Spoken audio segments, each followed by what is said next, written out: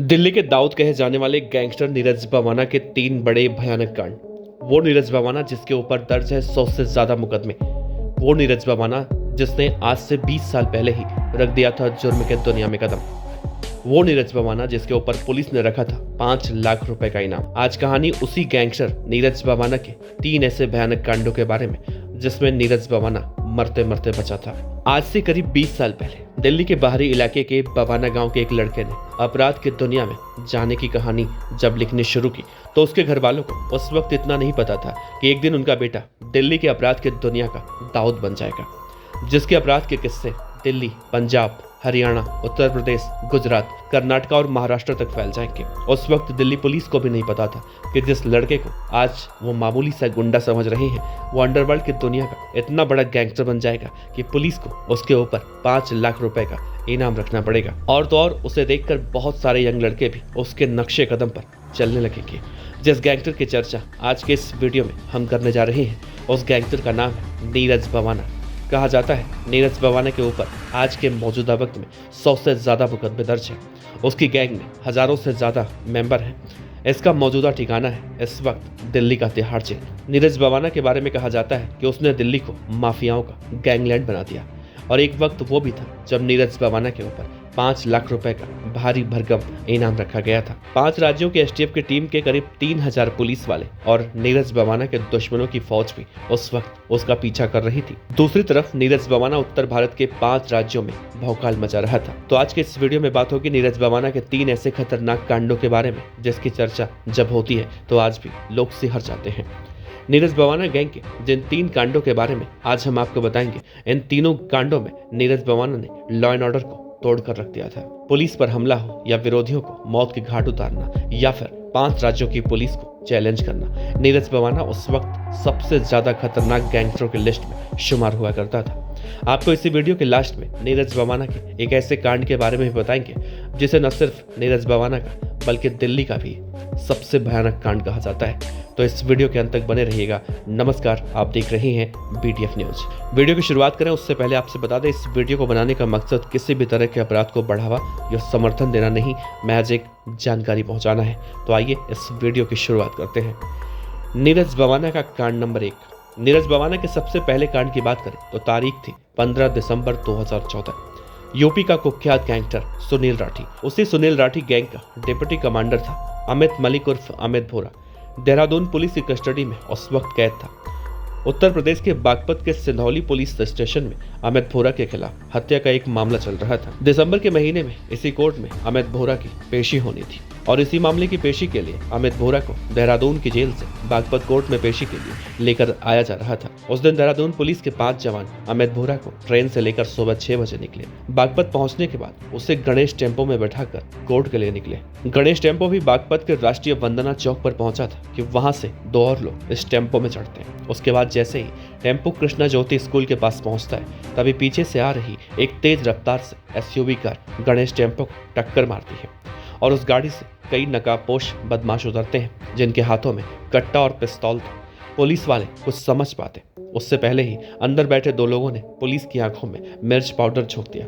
मिर्ची झोंकने वाले बदमाश वही थे जो कुछ देर पहले टेम्पो में सवार हुए थे। उसके बाद बदमाशों ने पूरे टेम्पो को चारों तरफ से घेर लिया, मानो कि पूरा टेम्पो हाईजैक हो चुका था। पुलिस वालों को बंदूक की नोक पर बंदी बना लिया गया और उनसे AK-47, असलहा, कारबाइन सब कुछ लूट लिया गया और बदमाश अमित भोरा को छुड़ाकर वहां से धुएं की तरह गायब हो गए और पुलिस वाले हाथ पर हाथ रखे देखते रह गए। जैसे इस कांड की चर्चा मीडिया में आई, उत्तराखंड से लेकर यूपी पुलिस तक के हाथ पैर फूल गए और इस वारदात के बाद अमित भोरा 2 राज्यों का मोस्ट वांटेड गैंगस्टर बन गया।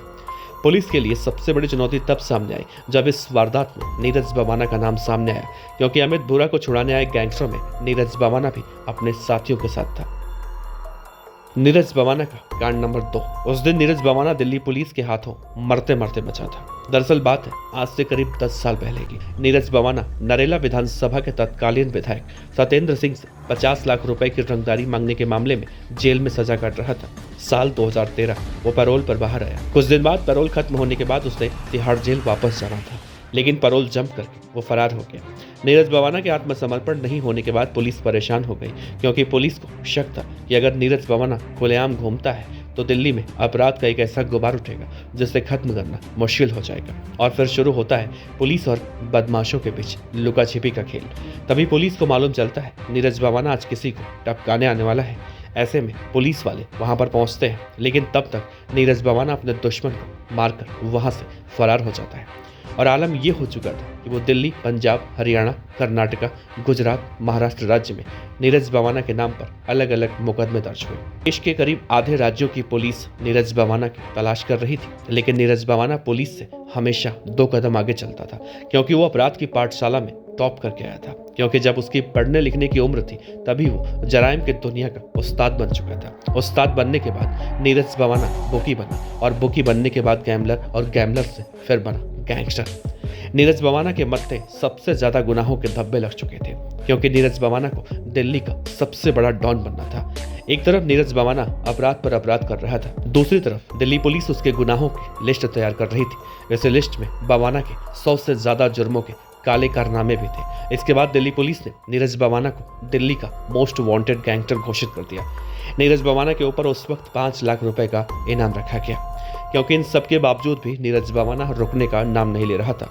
नीरज बवाना के बढ़ते अपराध ने दिल्ली पुलिस पर प्रेशर बनाना शुरू किया। उसके बाद एक मजबूत टीम बनाई गई। इस वक्त दिल्ली पुलिस के पास जितनी तकनीक थी, सबकी सब नीरज बवाना को पकड़ने के लिए इस्तेमाल में लगा दी गई। और इसी बीच नीरज बवाना देहरादून से अमित बोरा को छुड़ाकर वापस आया था। नीरज बवाना के इस कांड के चलते दूसरे राज्यों की पुलिस भी दिल्ली पुलिस की मदद करने में लग गई थी। इधर दिल्ली पुलिस ने दिल्ली से लेकर बंगाल तक अपने मुखबिरों को एक्टिव कर दिया था। साल था 2015 का और अप्रैल का महीना था। देर रात पुलिस के सर्विलांस रूप में एक फोन की घंटी बजती है। उसके बाद दिल्ली पुलिस के खेमे में देर रात ही हड़कंप मच जाता है। फोन में दी गई जानकारी दिल्ली पुलिस के बड़े बड़े पुलिस ऑफिसरों को दी गई। दरअसल फोन करने वाला दिल्ली पुलिस का एक मुखबिर था। उसने उस वक्त दिल्ली पुलिस को फोन करके बताया था कि आज अर्ली मॉर्निंग नीरज बवाना अपने घर बवाना आने वाला है। खबरी की जानकारी के बाद रात को सभी पुलिस ऑफिसरों को बुलाया गया। कई टीमें जो महीनों से नीरज बवाना को पकड़ने की तैयारी कर रही थी, आज उनके इम्तिहान की घड़ी आ चुकी थी। समय था सुबह का 3:40। दिल्ली के मुंडका का एरिया था। अंधेरी रात में इस एरिया में दिल्ली पुलिस के जवान घात लगाकर बैठ गए, मानो नीरज बवाना को पकड़ने के लिए उस दिन पूरा मुंडका सील कर दिया गया था। जैसे ही सुबह का 3:45 हुआ, नीरज बवानिया की कार आते हुए दिखी। उसके साथ उस वक्त उसका जिगरी दोस्त मोहम्मद राशिद था। जब नीरज बवाना ने उस वक्त दिल्ली पुलिस को देखा तो उसने पुलिस पर फायरिंग करना शुरू कर दिया। पुलिस उस वक्त नीरज बवाना का एनकाउंटर कर सकती थी, लेकिन पुलिस आज उसे गिरफ्तार करने के मोड में थी और नीरज बवाना का एनकाउंटर होते होते उस दिन रह गया। बस कुछ ही मिनट के बाद नीरज बवाना को पुलिस ने चारों तरफ से घेर लिया और बाद में उसे तिहाड़ भेज दिया गया। तब से लेकर आज तक नीरज बवाना दिल्ली के तिहाड़ जेल में कैद है। अब आपको बताते हैं नीरज बवाना के तीसरे बड़े कांड के बारे में, जिसने दिल्ली अंडरवर्ल्ड में एक नई जंग की शुरुआत कर दी थी। उस दिन पूरा दिल्ली दहल चुका था, पुलिस भी हिल चुकी थी। बात है अक्टूबर 2013 की। दिल्ली के वसंत कुंज इलाके में गैंगस्टर नीतू दाबोदिया, जो नीरज बवाना का विरोधी था, वो पुलिस एनकाउंटर में मारा जाता है।